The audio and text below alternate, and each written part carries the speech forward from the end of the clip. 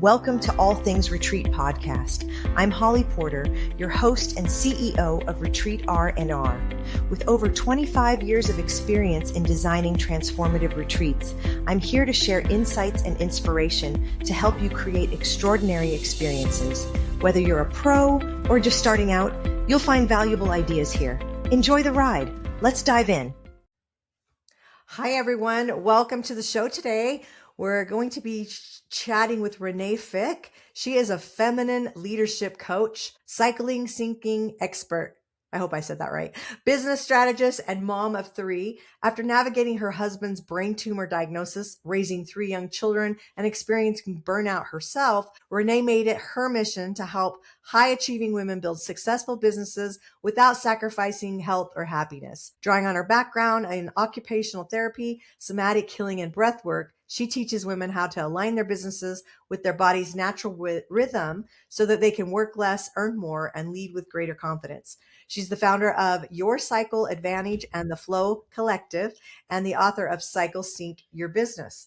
Please join me in welcoming Renae Fieck to the show. Thanks so much for having me. It's such an honor to be here. Oh yeah, no, happy to have you. I think a lot of our listeners are women because a big portion of the retreat industry is women. I'm working to change that with our International Retreat Association. I would really like to see a lot more men's retreats going on. But today sorry, men, if you're listening, we're just going to be talking about the girl thing. So if you have a wife or a girlfriend or partner, you may want to listen in so you can get some tips and know how to send her Renae's way.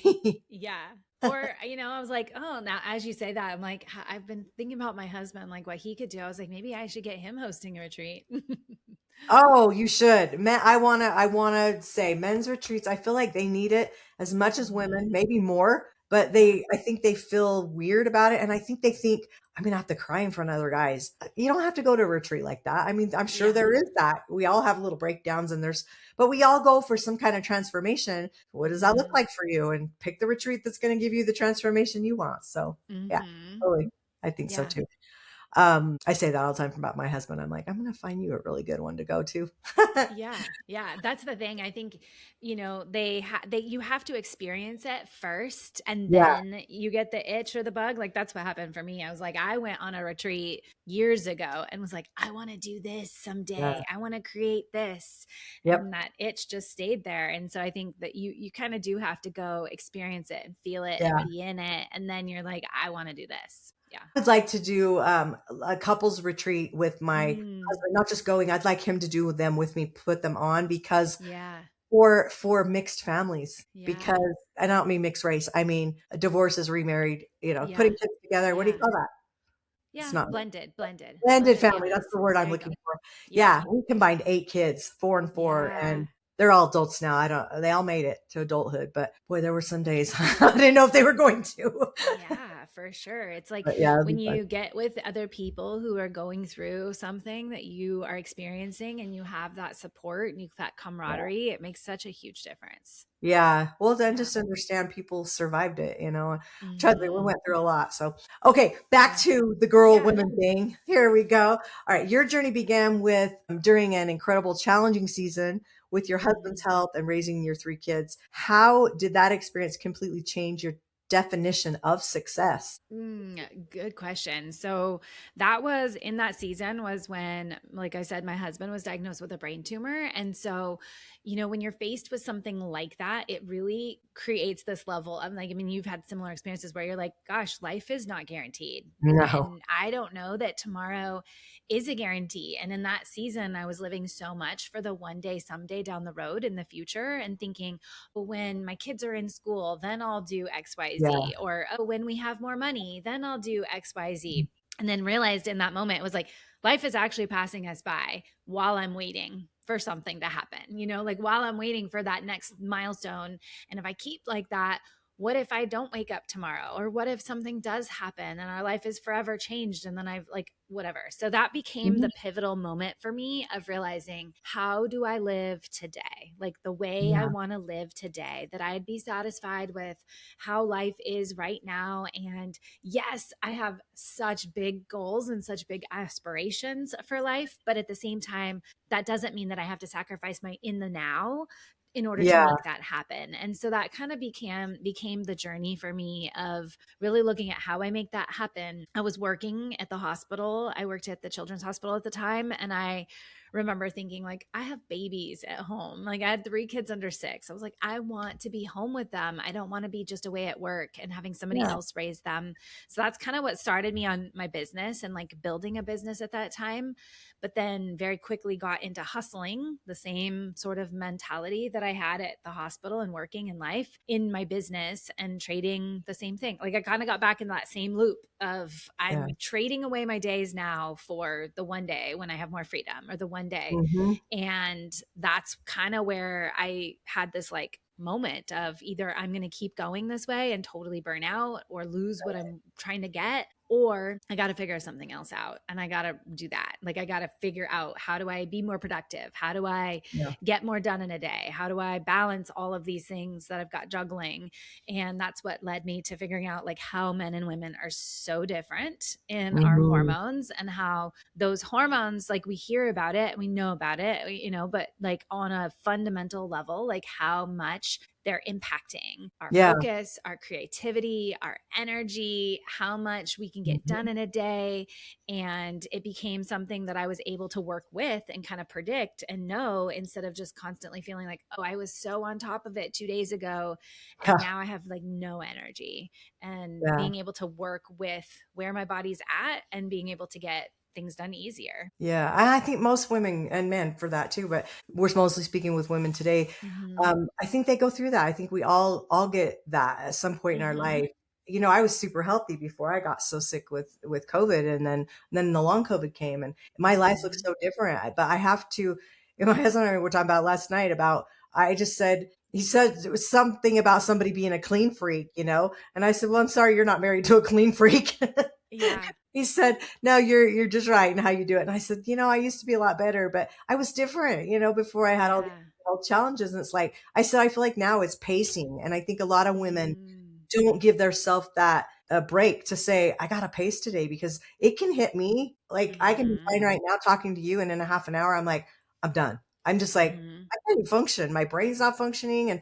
And for me, that's not all hormones. That's part of the long COVID. But I know when my hormones are balanced, it's, you know, 100 times better. Yeah. So when people have their menstrual, when women obviously have their menstrual cycle, that's the key to scaling your business, I think, is mastering. Well, let's talk about how it does that. How can your menstrual cycle be key to scaling your business, and then mastering your retreat and feeling balanced while you're doing it, especially if you're having some issues? Yeah. So I think when we look at the hormones for women, men have testosterone that functions on a daily rhythm. So every day they wake up kind of with the same dose of a fresh dose of testosterone every single day.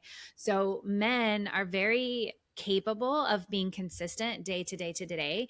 They do have, like you said, they have their own rhythms. There's times when they're a little bit more depleted and they need more rest, and they can recharge, but they're shorter little windows of time in the day. So they cycle faster, I guess is a good way to put it. They like go through their cycle in a day, and then they wake up the next day and they go through their cycle and they keep going. Whereas women, we have a month-long cycle instead of a day-long cycle. And so our hormones change throughout the whole month. And so in the first half, it's generally estrogen. And then the second half, it's progesterone.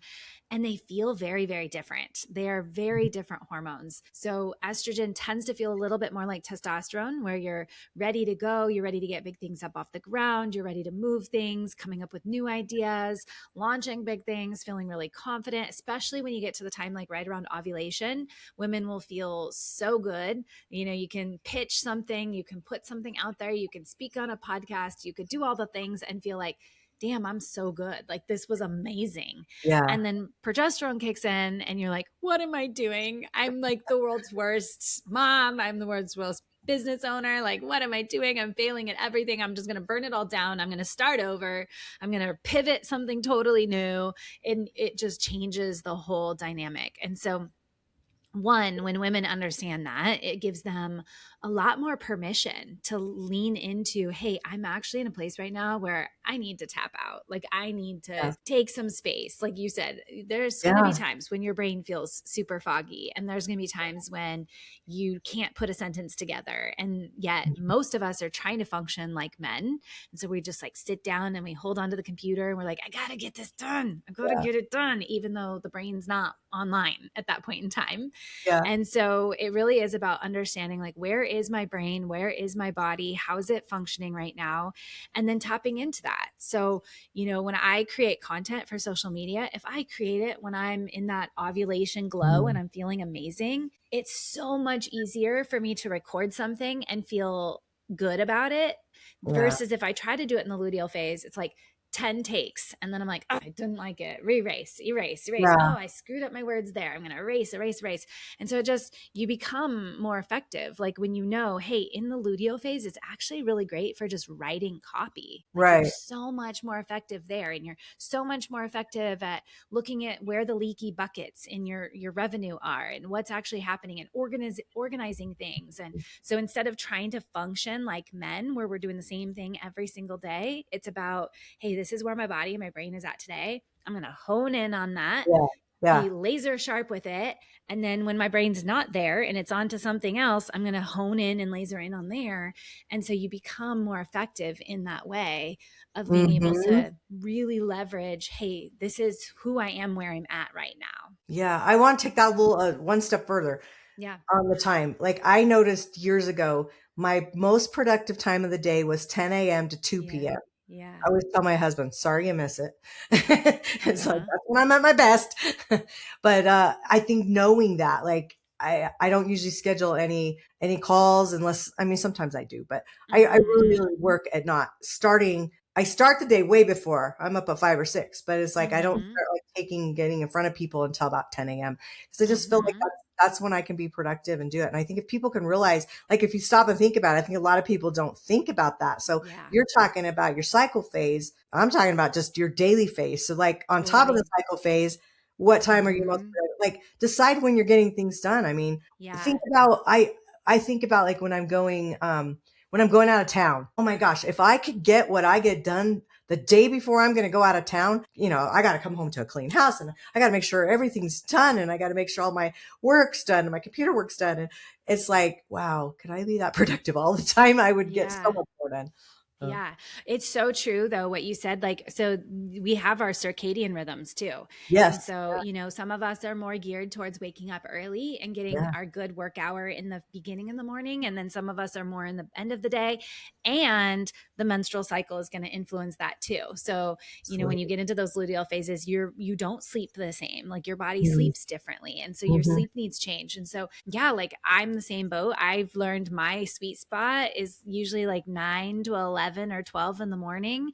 And that's when my brain is on and focused. And I actually do the opposite, where I schedule my calls in the afternoon so that I'm brain focused, get it all done. And then in the afternoon, when it's more, this is easier for me to like talk and share and interact with somebody, I can do that when my brain is like, we're done actually looking at the computer and getting anything done. And so when you pair those two things, it's amazing. And then to even go more macro on that, we have seasons of the year too. So there's rhythms even in the way our energy is. Like, you think about it, like winter typically is this like dormancy and slowing down, and people are hanging out around the house and being with friends, versus the opposite of summer. You're like barbecue, fun, play. And spring is all about growth and expansion and like cleaning and getting things out. And fall is nesting and like getting stuff prepared for winter. And so when you look at, there's these rhythms that exist in our world far beyond what we even really pay attention to. And when we start to lean into them, it just creates so much balance in our lives. Like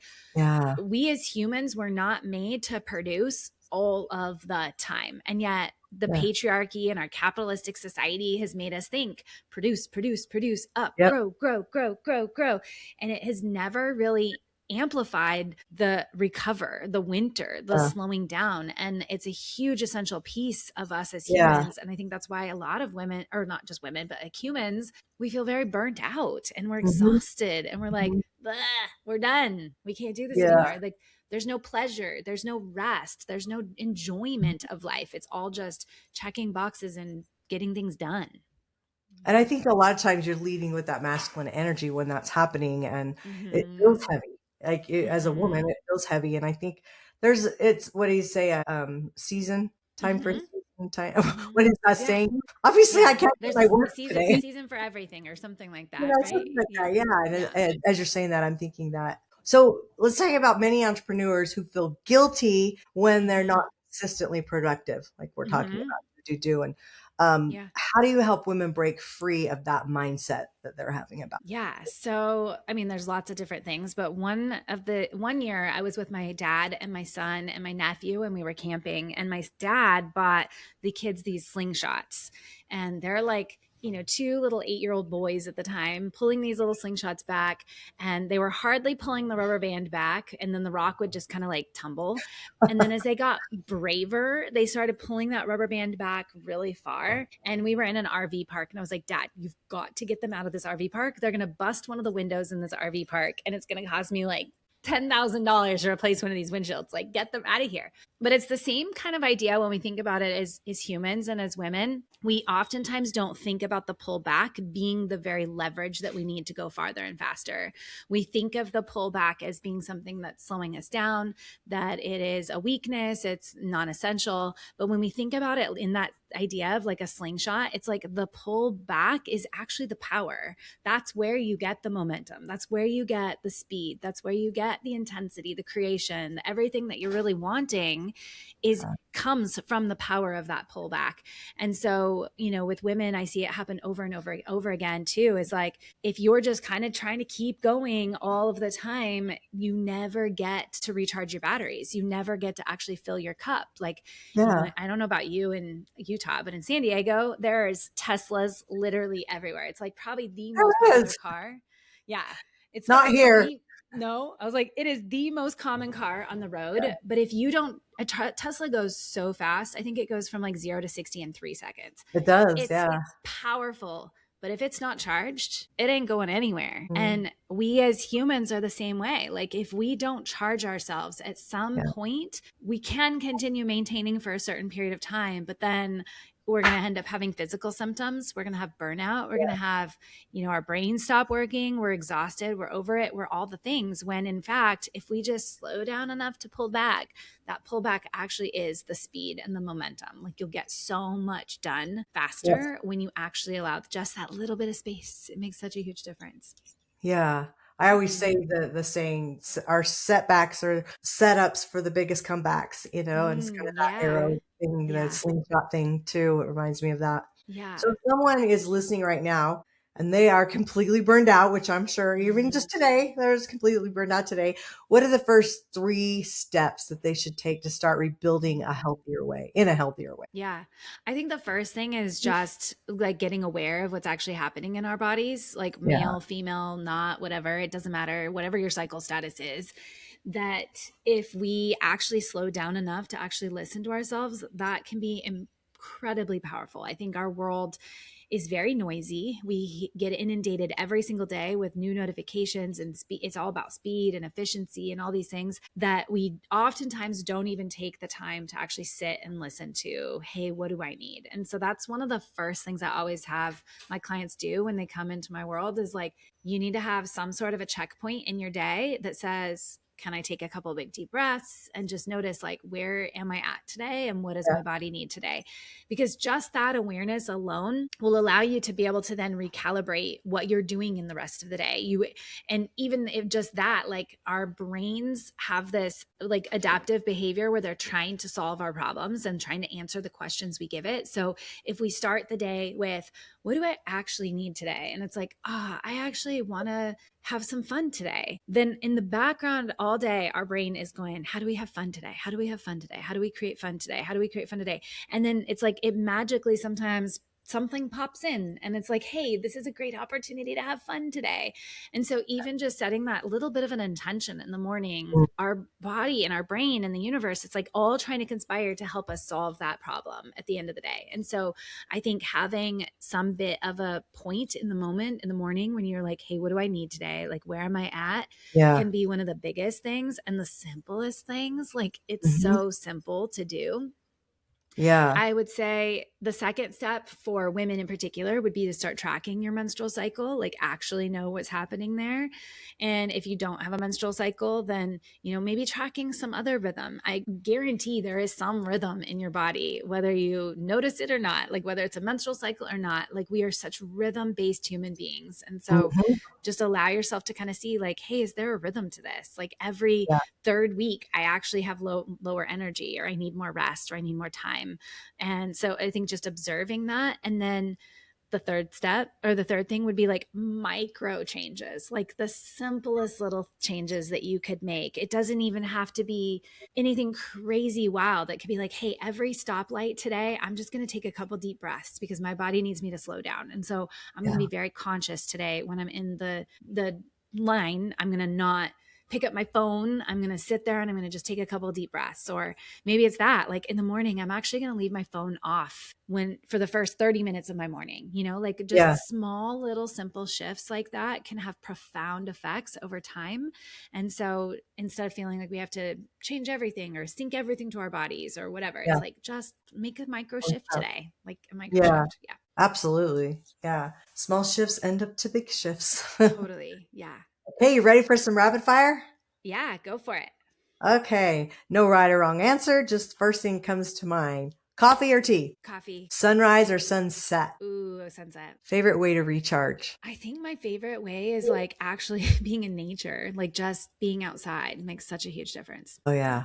What's one word that defines great leadership? Ooh, the first word that comes up is compassionate for me. Yeah. It's one habit that you never skip. I would say my morning routine. Like I always, most mornings I'll go out and like write in the morning, like what I'm grateful for today and weave that in. But there are days when I don't do it just by way of the day. But it's those days that I have the hardest days. So if I said I wouldn't skip it, 100% would not skip that. But I'm going to admit there are days that I do skip it. I just notice it. What's one thing that women need to give themselves more permission to do? Have fun. Yes. Like pleasure and fun. Like women do not allow themselves to have enough pleasure, like for sure. It's like a huge part. It's been something I've integrated into my business in the last year or two. It makes such a huge difference. Yeah, so great. Well, Renae, it's been great chatting with you. Definitely didn't get through all my questions, but it's just where we are. So it's all good. But what we're going to do is put all your information into our show notes so people can get a hold of you. Say your book, or you want to show it real quick? Yeah. The ones that can see it on video. There you go. Cycle Business for video. Yeah. And you can grab the first 3 chapters on audiobook for free. I'm sure we have the link hooked up for you, but it's just reneefieck.com/chapter. And you can get the first 3 chapters on audiobook. So awesome. Listeners that want that. Yeah. Well, there you go. So if you want more information and learn more about what Renae does, we will attach her website and go grab her book. It'd probably be a really good one to read. Do you have it on audio? Yeah. Oh, yay. Okay. Awesome. All right. You almost have to nowadays. Yes. Okay, everybody. Thanks for being here at the show. Thank you, Renae, for being a great guest. And we will see everybody next time. Bye for now. Bye. Thank you. Thank you for joining us on this episode of All Things Retreat.